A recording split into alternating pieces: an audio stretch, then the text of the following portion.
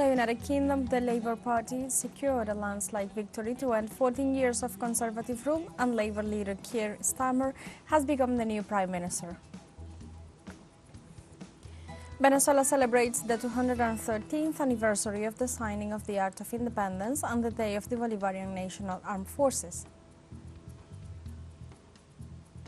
An Israeli bombardment of the Gaza Strip causes several casualties on the 273rd day of the genocidal war against the Palestinian population.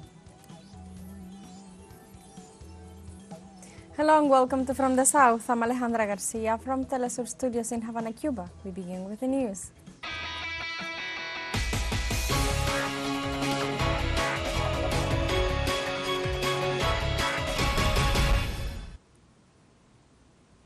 Venezuelan President Nicolas Maduro started his electoral campaign yesterday in Zulia on the border with Colombia, from where he traveled to the Venezuelan capital of Caracas in a day that was marked by the memory of former President Hugo Chavez.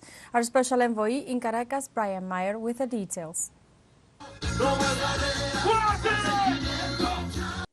Venezuelan President Nicolas Maduro kicked off his campaign yesterday with a song used by Hugo Chavez during his 2012 campaign, which resulted in an overwhelming electoral victory. And the memory of Chavez remains alive in the hearts of the residents of San Francisco, the largest city in the Venezuelan state of Zulia.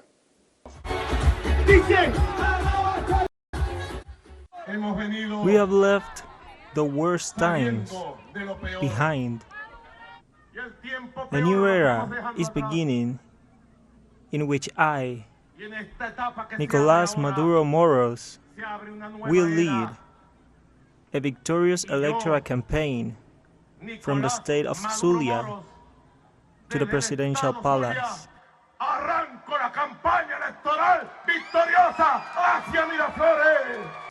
Traveling from Zulia to Caracas, President Maduro joined a campaign rally, one of 70 that were underway across the country. Peace, prosperity, and love. Long live Nicolas Maduro. The entire day's campaign events were broadcast live on Maduro's social media accounts to bypass censorship in the mainstream media and to show the truth about Venezuela. We live in democracy and freedom, and we seek social justice. This is only possible with hope on the streets, and here are the people who were never abandoned during the pandemic and during hard times.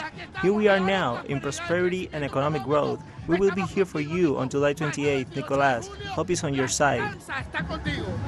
Maduro arrived on the stage in downtown Caracas in a celebration of the triumph of democracy that will manifest on July 28th. Venezuela's 31st election since the revolution of 1999.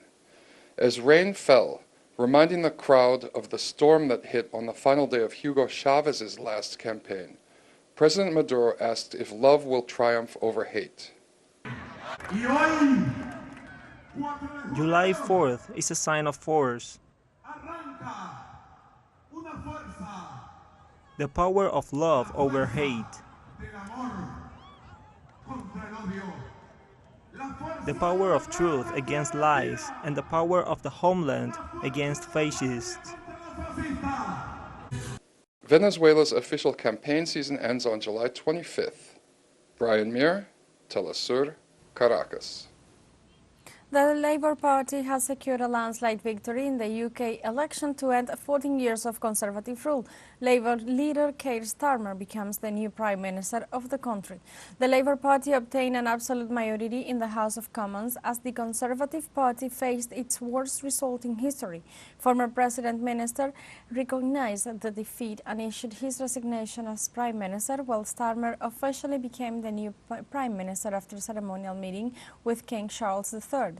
During his first statements, Starmer spoke of the importance of public service, the rebuilding of the health system, and stated that change begins now.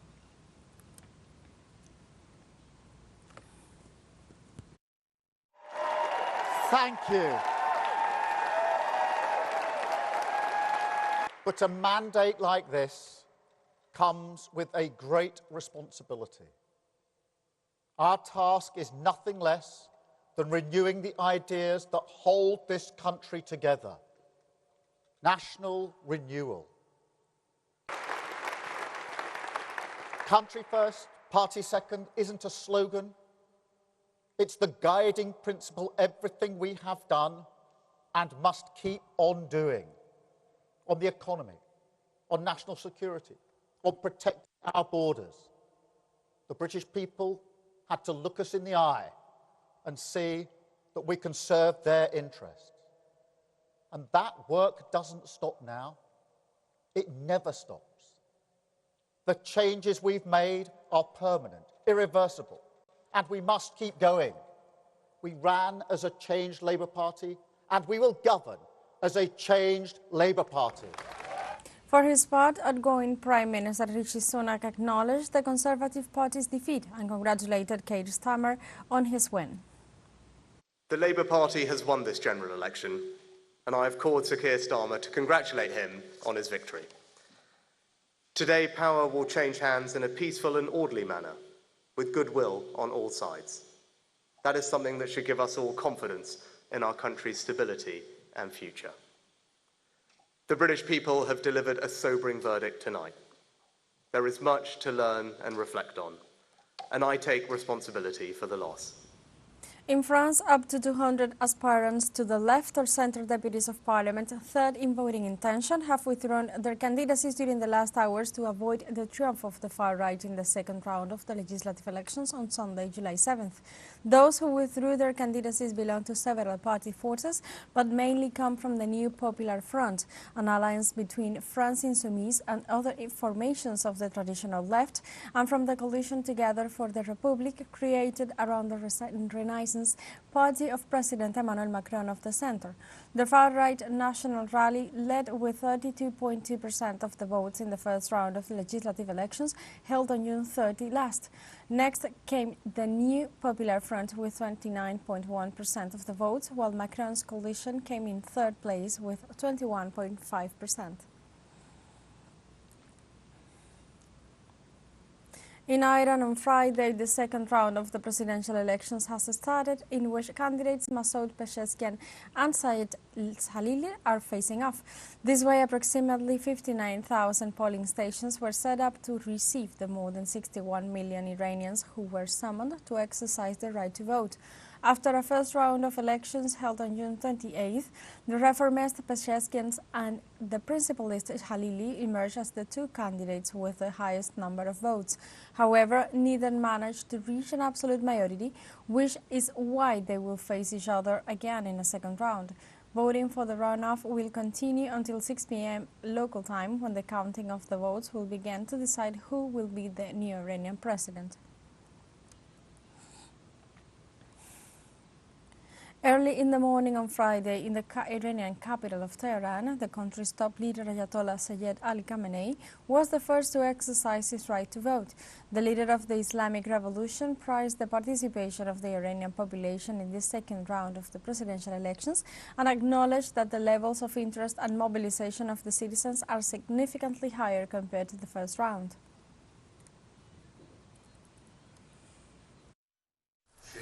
I heard that the enthusiasm and interest of the people are stronger than before. Praise God for this. And if so, it will be gratifying, God willing. Our dear people will be able to vote and choose the best. Let's take a short break, but remember you can join us on TikTok at teleSUR English, where you will find news in different formats, news updates and more. All the stories coming up, stay with us.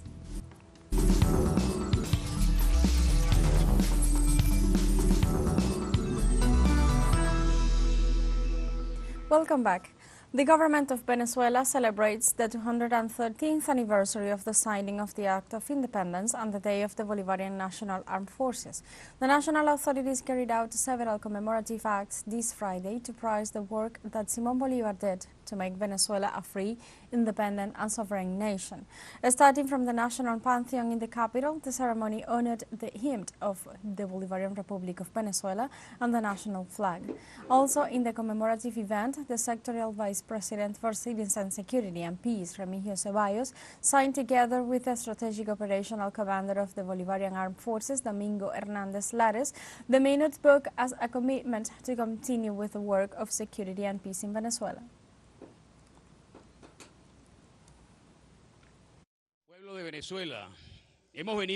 People of Venezuela, we have come to this sacred site, together with the father of the Homeland General-in-Chief Liberator Simón Bolívar, to ratify, 213 years after the Declaration of Independence and day of our glorious Bolivarian National Armed Force, day of the Bolivarian Army, that we are a free, independent and sovereign nation, heir of your glories, Father Bolívar, and of the patriots that together with you, forged a perpetual homeland, as expressed by our Supreme Commander Hugo Chavez before his trip to immortality.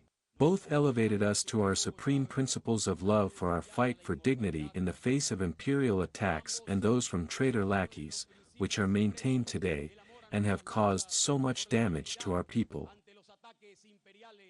In Argentina, the grandmothers and mothers of Plaza de Mayo demonstrated in front of the government house in defense of human rights and in rejection of the policies of Javier Milei's administration. Within the framework of the historical marches of the mothers of Plaza de Mayo, the main objective of the mobilization was to denounce the dismantling of the Secretariat of Human Rights and the layoffs in the spaces for memory in all the dependencies of the state, orchestrated by Milei. In addition, the organizations presented a joint document before the government house that exposed their claim and rejection to these policies that effectively destroyed the state apparatus on the principles of human rights.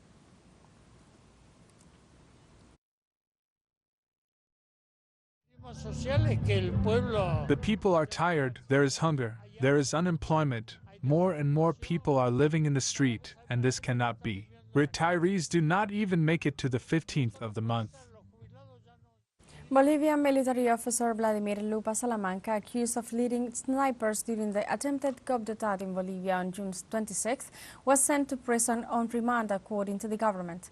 Bolivian government minister Eduardo del Castillo stated that Lupa was in charge of the F-10 Special Forces Group of the Cotopaxi unit in the central region of Cochabamba. Del Castillo assured that according to police intelligence, the accused traveled in a military plane from Cochabamba to La Paz with 5 other soldiers and with weapons that were supposed to be used during the armed uprising. Prosecutor Franklin Alborta, head of the commission investigating the events on June 26th, said that around 30 people, including civilians and military personnel, are being investigated. Colombia's President Gustavo Petro on Thursday called on the organization Gulf Clan to join the peace process he has been leading in the South American nation since the beginning of his term in office. From the village of Domingo Do, a remote area of the department of Chocó, the president insisted on urging popular organization to overcome social inequalities and address the issue of security. He also called on the local population to reject violence in order to coexist peacefully and become industrial. Petro recently urged the Gulf Clan, which is made up of 1,700 members and has operations in 80% of Colombian territory, to abandon extortion and the criminal activities that finance them. In Mexico, the government remains on red alert as Hurricane Beryl continues moving through Yucatan Peninsula. No major incidents or loss of lives have been reported so far as the meteorological phenomenon impacts the southern Mexican region. The latest reports from the National Hurricane Center in Miami, Florida, indicated that Beryl has downgraded to a Category 1 storm. In this context, the National Coordinator of Civil Protection, Laura Velázquez, detailed that there are around 58 shelters installed that are housing more than 293,000 people who are being provided with food. For their part, the National Water Commission and the Federal Electricity Commission have begun touring the areas to reestablish electric power and alleviating the floods. We have a final short break coming up, but before we invite you to join our WhatsApp community for our English-speaking audience. You can scan the QR code on screen to join directly and share the link to reach more people. Constant news coverage of Latin America and the Caribbean, as well as the rest of the world. Final short break. Don't go away.